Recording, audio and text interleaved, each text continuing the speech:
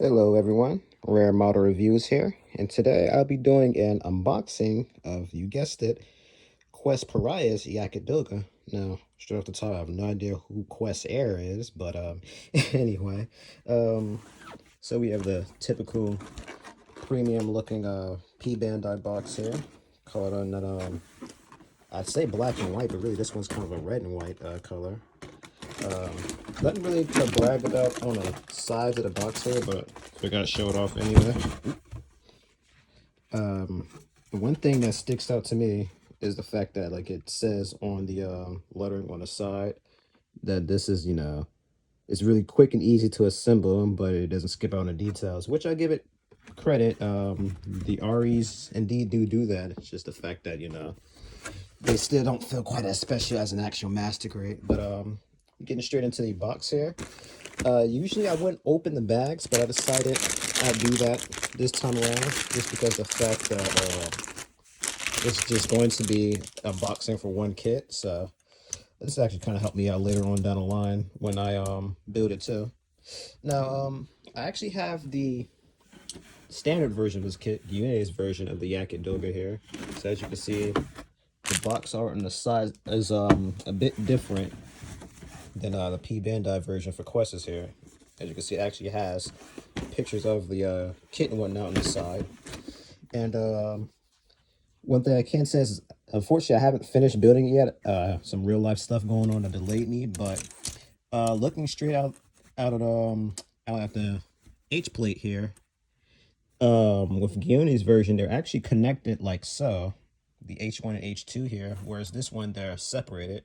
It's strange as if they're cut. So I don't know if that's something that they did in the factory or what, but it's actually good. That honestly helps me out with separating the kit later when I build it. They won't be attached together. Not a big deal or whatever, a big improvement or help, but I still want to note that. Now this kit uses poly caps. I built the Full Mechanics Calamity. I cannot remember if that thing had poly caps. I want to say it didn't, so it's interesting that they brought those back.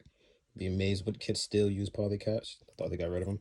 Now the beam saver. One thing I want to note is this thing has two beams, but it only gives you enough to make one. At least on Gyunei's version. I have to see if Quest ended up giving you two extra. I somehow doubt it, but it's still not a bad thing having any extra beams lying around, especially seeing as you have kits like the Master Grade O, which Bandai skimped out on. It only gave two beam sabers when it should have four. So hey, if you ever need some extra beams, go grab a couple of these and voila, four beam sabers for you. One sticker here, it's just going to be for the Mona, I'm pretty sure. Gyunei's actually had a lot more stickers, so that makes me curious as to if that's it for the stickers or not. So I'm trying to think what else would use it. I'm guessing a gun. So maybe it has a clear jewel for the gun instead of needing a sticker. Well, I guess we keep scavenging through the box to see. Nice sheet of stickers. I'm guessing that's gonna be for the shield, because I did notice that there's a plate here for it. We'll get to it eventually. I couldn't remember her shield being silver. Tempted to actually not change that if that's the case. It'll probably look cooler with a silver shield, make it different from yours. But we have the shield here. One thing I want to say is I really like this shade of black or gunmetal, I guess you'd call it. It looks really nice, especially for the weapons here. Remember the Calamity's bazooka was molded in the same kind of color. And honestly, I'm going to go ahead and say this is one of the main reasons why I bother even picking up Quests, besides the fact it does look cool in red and whatnot, well, red and silver. I love the beam Gatling gun Quest's Jagd Doga has. I always love that weapon, because usually everything's just a beam rifle. So that's what really made me want to pick it up. And these clear pieces are going to be for the funnels. It has actually a cool effect part that lets you actually display it with the funnel support, which is a plus. So overall, I mean, this thing does have some pretty cool features and stuff. Again, that a mask you can expect from a masker is just, eventually when I review it, you will see why I said, it doesn't quite feel as special as a masquerade, or at least I should say the RE kits. The full mechanics, again, I'll get into that later when I eventually review my full mechanics calamity. As one thing I can spoil, I did pre-order the Raider Gundam, so I definitely want to have review it out before my Raider arrives in a few months. So we have, this is an E3 plate. I'm pretty sure there was only up to an E2 on Gyunei's. So I'm curious if they skipped out on that plate entirely, or if you'll be able to technically give it a second sculpted head. As you guys can see, I open this kit. This first speed is unboxing up. I didn't really look at anything too much, kind of glimpsed at it. I still kind of wanted this to be a bit of a live reaction, but for the most part, a lot of this stuff is indeed the same as Gyunei's version, just obviously recolored in red and silver. So a lot of the stuff I'm looking at does look similar. That C3 plate I looked at, it looks a little different. I can't remember if there's even a C3. I know there's a C on it too. I remember there's a C. And when they tell you that this thing is quick to build, it really is. It's like as quick and easy as building a high grade. Like the box is pretty sizable, but a lot of this stuff is just like 3 steps to build. Like the shield, for example. You've seen the other piece before. Literally, you just slap 3 pieces on and then a little piece to plug the shield into the arm, and that's it. It's like super simple. Like I said, just how big and intimidating the box may look. It's really small. And we have the cables and whatnot here, and I think that's one cool thing about building models. To me, it's like certain details you wouldn't notice unless you actually built it. And I hope this is just a piece of plastic that fell off. It doesn't like a part. Yeah, this is part of a tray. I recognize that from building for units.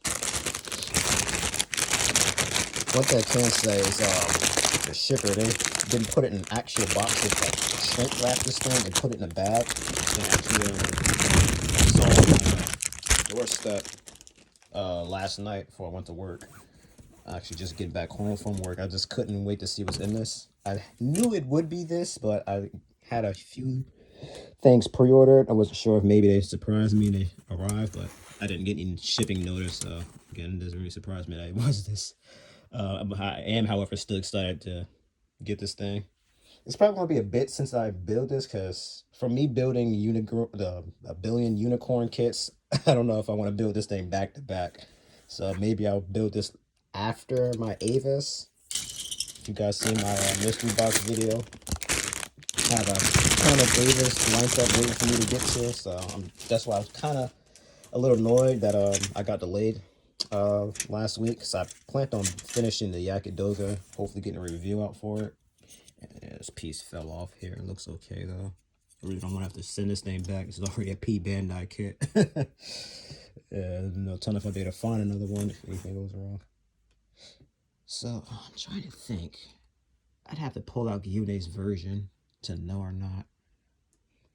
I can't recall seeing any C2 plates. I might pull out the manual and compare things. I'm really curious as to oh, this is interesting. Oh wow. Now this is very interesting. Okay.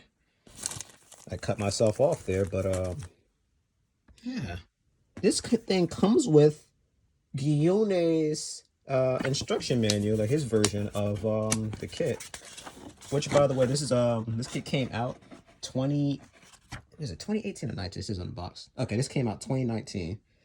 And then I have Gyunei's box right here for comparison. This came out 2018. So this came out a year later. But yeah, that's interesting. Because I have a P-Bandai Banshee Norn, which I ironically never built yet. The thing's been sitting around for a while. Spoiler, if you guys didn't notice from looking at my channel, I kind of took a long hiatus from building, mainly because honestly I was moving a lot, and I just kind of, I don't know, I sort of lost interest too, not just Gundam, it's really anime as a whole. I kind of stopped watching a lot of anime and stuff, but after Hathaway finally came out, that kind of reignited the spark, and I've been building I'm starting to get back into building Gunpla. I want to really start getting into the reviews too.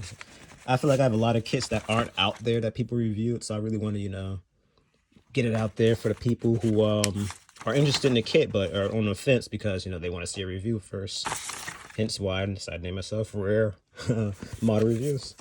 So yeah, that's really interesting because this thing gives you Gyunei's menu, and then they give you this menu here to show you where to put the other markings and whatnot. And that's interesting. Is that a sleeve?